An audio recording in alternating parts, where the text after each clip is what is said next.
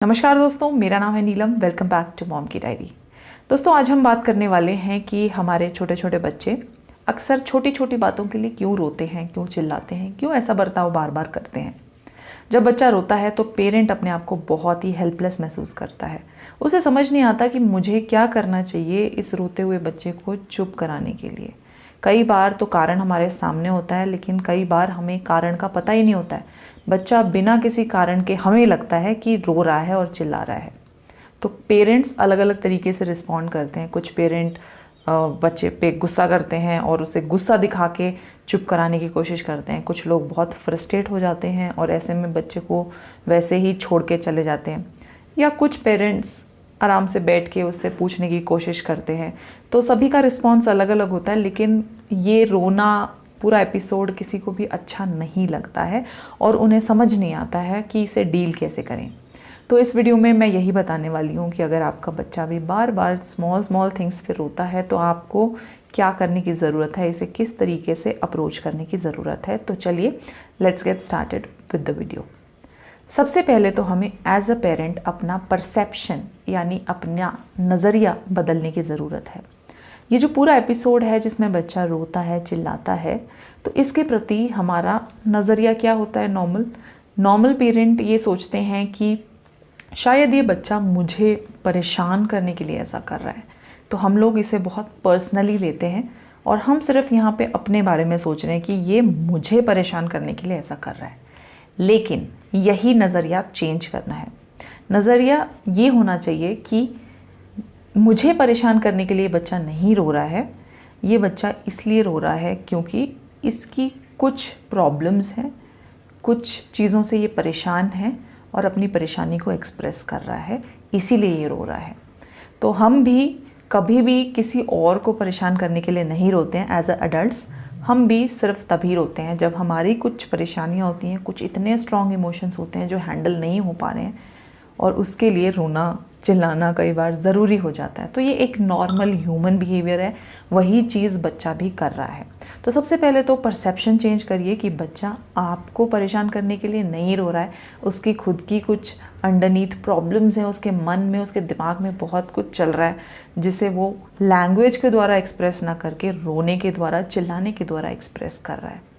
एक बार जब आपका नज़रिया बदल जाता है तो आपकी काफ़ी सोच बदल जाती है और इस पूरी कंडीशन को अप्रोच करने का जो मेथड है वो भी बदल जाता है। अब आप कुछ ज़्यादा रिस्पॉन्सिव हो जाते हैं। अब आप क्योंकि चीज़ों को पर्सनली नहीं ले रहे हैं तो रिएक्ट नहीं करेंगे, आप सिचुएशन को समझने की कोशिश करते हैं। अब बहुत ज़रूरी है कि बच्चे के रोने के कारण पता करना। उसके लिए ज़रूरी होगा बच्चे से बात करना, और बच्चा आपको बात करते वक्त तभी अपनी परेशानी बताएगा जब आपका उसके साथ अच्छा कनेक्शन होगा। आप खुद ही सोचिए, जब हम भी परेशान होते हैं तो कोई आके हमें पूछता है तो हम हर किसी को तो अपनी परेशानी नहीं बताते हैं। हम केवल उसी व्यक्ति को अपनी परेशानी बताना बेहतर समझते हैं जो हमें लगता है कि वो हमें जज नहीं करेगा, उसे हम ट्रस्ट करते हैं और हो सकता है उसके पास कोई सल्यूशन हमारी प्रॉब्लम का मिल जाएगा। सेम चीज़ बच्चे पर अप्लाई होती है। बच्चा पेरेंट के साथ तभी शेयर करेगा जब उनका कनेक्शन अच्छा होगा, एक ट्रस्ट वाला कनेक्शन होगा, और जब बच्चा ये सोचता है कि ये पेरेंट सही में बहुत रिस्पॉन्सिव है। और ये सब कैसे डिसाइड होगा? पास्ट में आपने जो बिहेवियर बच्चे के साथ किया होगा, आपने कोई एक सिक्योर कनेक्शन अगर इस्टेब्लिश किया है, तभी बच्चा आपके ऊपर ट्रस्ट कर पाएगा और आपको आगे की चीज़ें आपके साथ शेयर कर पाएगा। इसीलिए बहुत ज़रूरी है अपने बच्चे के साथ all the time consciously effort डालना एक अच्छा ट्रस्टवर्दी कनेक्शन इस्टेब्लिश करने का। तो बच्चे को सिक्योर फील होना चाहिए, बच्चे को लव्ड फील होना चाहिए और बच्चे को ये फील होना चाहिए कि I can trust this person. उसके बाद ही बच्चा, आप जब बात करेंगे तो अपनी परेशानियाँ बताएगा। अब मैं बात करती हूँ कि क्या क्या कारण हो सकते हैं जिन वजहों से बच्चे रोते हैं। कई बार तो ये कारण बहुत ऑब्वियस होते हैं कि भूख लगी है, या फिर बहुत टायर्ड हो गया है, कहीं आप फंक्शन में गए और टायर्ड हो गया है, या फिर नींद नहीं आ रही है, या फिर कुछ फिज़िकल पेन है, कोई तबीयत ठीक नहीं चल रही है। तो ये सारी चीज़ें तो बहुत ऑब्वियस होती हैं और ये हम पता भी लगा लेते हैं और इन्हें हम अच्छे से सॉल्व भी कर लेते हैं। लेकिन कुछ प्रॉब्लम्स ऐसी होती हैं जो दिमागी लेवल पे बच्चे को इफ़ेक्ट करती हैं, जैसे कि शायद पेरेंट्स उसे अटेंशन नहीं दे रहे हैं, दूसरी चीज़ों को अटेंशन दे रहे हैं लेकिन उसे कोई अटेंशन नहीं दे रहा है, इन दैट केस वो फ्रस्ट्रेट हो सकता है। बच्चे को स्ट्रेस है इस चीज़ का कि कोई मुझे प्यार नहीं करता। अक्सर बच्चों को आपने कहता हुआ सुना होगा कि इस घर में मुझे कोई प्यार नहीं करता है। तो ये वर्ड, ये सेंटेंस कहाँ से आ रहा है? या तो उसे अटेंशन ही नहीं मिल रही है, या उसे आधी बटी हुई अटेंशन मिल रही है, आधा ध्यान आपका इधर है, आधा ध्यान बच्चे पे है। वैसा हो सकता है, होता है। आप ही सोचिए कि कितनी बार ऐसा होता है कि बच्चा हमसे कुछ बात कर रहा है और हम उसे बहुत अटेंटिवली सुन रहे हैं कि वो क्या कर रहा है, वो क्या फील कर रहा है, और उसके नज़रिए से इस वर्ल्ड को देखने की हम कोशिश करते हैं। बहुत ही कम होता है ऐसा। तो अगर हम ऐसा करना शुरू कर दें तो बच्चा अपने आप को अप्रिशिएटेड और रिस्पेक्टेड महसूस करेगा, और ये जो बच्चे का रोना चिल्लाना है ये धीरे धीरे करके कम हो जाएगा। तो ये मेजर कारण है। इसके अलावा और क्या कारण हो सकते हैं?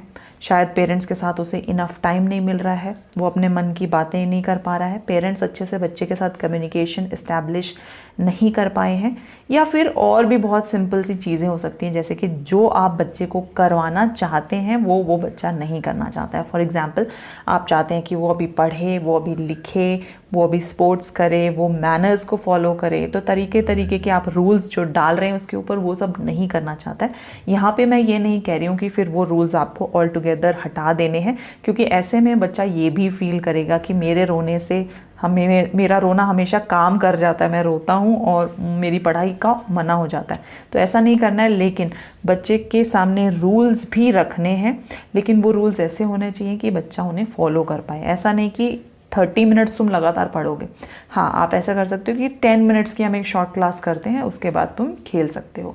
तो रूल्स भी रखना ज़रूरी है, लेकिन बच्चे के जो इमोशनल टर्मोइल, इमोशनल उठापटक जो अंदर चल रही है उसे समझना भी ज़रूरी है। पेरेंट्स बच्चे के लिए सब कुछ होते हैं, और उसका खिलौना और खेल ये सब उसका वर्ल्ड होते हैं। तो ये सारी चीज़ें उसके लिए इम्पॉर्टेंट हैं। इन सब चीज़ों से उसे सिक्योरिटी, अफेक्शन चाहिए, और अगर वो कहीं ना कहीं डेफिशिएंट हो रहा है तो इसीलिए बच्चा रो के, चिल्ला के अपनी इस फ्रस्ट्रेशन को निकाल रहा है।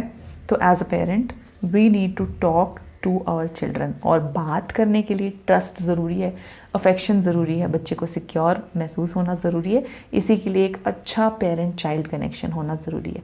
आई होप ये वीडियो आपके लिए हेल्पफुल है। एक और अच्छे से वीडियो के साथ मैं फिर से मिलूंगी, तब तक के लिए बाय बाय।